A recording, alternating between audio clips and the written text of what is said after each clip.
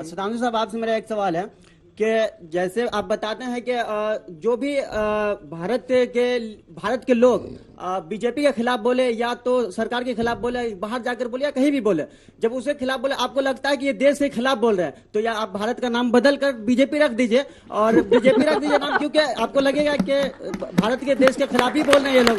और दूसरी बात यह है कि ईद के बाद सुने हैं कि एक आप लोग कैंपेन चलाने वाले हैं, मोदी मित्र कैंपेन चलाने वाले हैं, और उधर से कहाँ सुने? आज मैं न्यूज पढ़ा था मैंने कि न्यूज में लिखा था। यस मैम, क्या मोदी मित्र करके एक कैंपेन चलाने वाले हैं, एक प्रोमो चल रहा है। उसमें कहां तक आप आगे जा पाएंगे? क्योंकि आपके कई नेता मुस्लिम के खिलाफ बोलते हैं, जैसे हेमंत विश्व शर्मा साहब ने कहा कि सारे मदरसों को बंद कर देना चाहिए भारत में। और मैम एक सवाल कांग्रेस वालों से है कि सर, अगर आपको 2024 में अच्छे सीट चाहिए तो आपको बीजेपी के जो ग्राउंड पे बीजेपी बैटिंग कर रही है, आपको वहां से हटकर बैटिंग करना पड़ेगा सर, क्योंकि जहां पे वो बैटिंग करे वहां पे आप करेंगे तो लगता है आप जितनी सरकार आपकी है। कौन से ग्राउंड पे ये गए हैं बैटिंग करने? सर बता रहा हूँ, जैसे कि अभी राजस्थान में नासिर और जुनैद का हत्या हुआ, उस पर बीजेपी कांग्रेस ने क्या किया? अभी तक उनकी गिरफ्तारी क्यों नहीं हुई? बस यही। इन्होंने जो बात कही भाई, उन्होंने कहा डेमोक्रेसी खत्म है, इसमें बीजेपी कहीं नहीं थी। वो जो जिस प्रकार की बातें करता, बताइए अच्छा भारत तेरे टुकड़े होंगे इसका हम विरोध कर रहे हैं, इसमें कहीं बीजेपी है? इसमें कहीं बीजेपी है?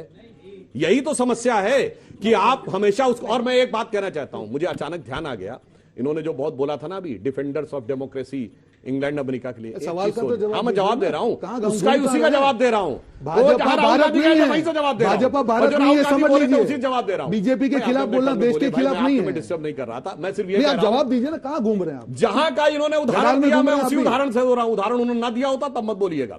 ये बताइए, अमन अल जवाहिरी को अमेरिका ने मारा अभी पिछले साल, किसी अमेरिका के विपक्षी नेता ने कहा मुझे सबूत चाहिए? किसी ने कहा मुझे लाश दिखाओ? यहां पे आके कहते हैं ओसामा बिन लादेन को मारा, किसी ने कहा सबूत दिखाओ?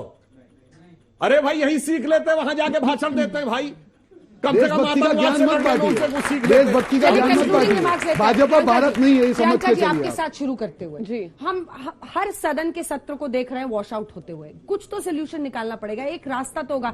दूर दराज के इलाकों से जो सांसद आते हैं, उनकी जनता सोचती है कि हमारा शायद मुद्दा वहां पर उठेगा, लेकिन ऐसा नहीं हो पा रहा है। नहीं, मुद्दे तो महाराष्ट्र के भी हैं, भले मुंबई से आते हैं, हमारे भी मुद्दे होते हैं, तो हम भी अपने घर परिवार को छोड़कर कोशिश करते हैं कि यहाँ पर जो जनता का मुद्दा है वो हम उठा सकें।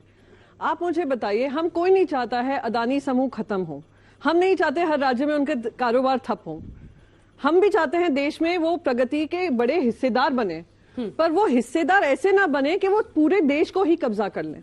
तो अगर कुछ गंभीर रिपोर्ट आई है, कई गंभीर ऐसी चीजें आई हैं, आप मुझे बताइए, आपके हाथ में 10,000 रुपए हैं, आप वो फिक्स डिपॉजिट में डालती हैं, आपको 5-6% मिलेंगे, आप कहती हैं चलिए स्टॉक मार्केट में डालते हैं, आजकल अदानी जी के शेयर्स बहुत अच्छे चल रहे हैं, 3,000 पे हैं, 3,000 के कोई आपको सपना दिखा देगा 5,000 होने वाले हैं, तो आप कहेंगे चलिए मैं 10,000 अपने उसमें डाल देती हूँ। नहीं, टाइम खत्म हो गया। हाँ, बस मैं यही कहूंगी कि इस पे जांच होनी चाहिए, क्योंकि जांच ये मेरे लिए नहीं है, मेरे फायदे की नहीं है, ये जनता का विषय है और ये जांच होनी चाहिए। 2 लाइन से जेपीसी रोकना जरूरी है, इसलिए संसद को रोकना मजबूरी है, ये इनकी हकीकत। जवाब दीजिए।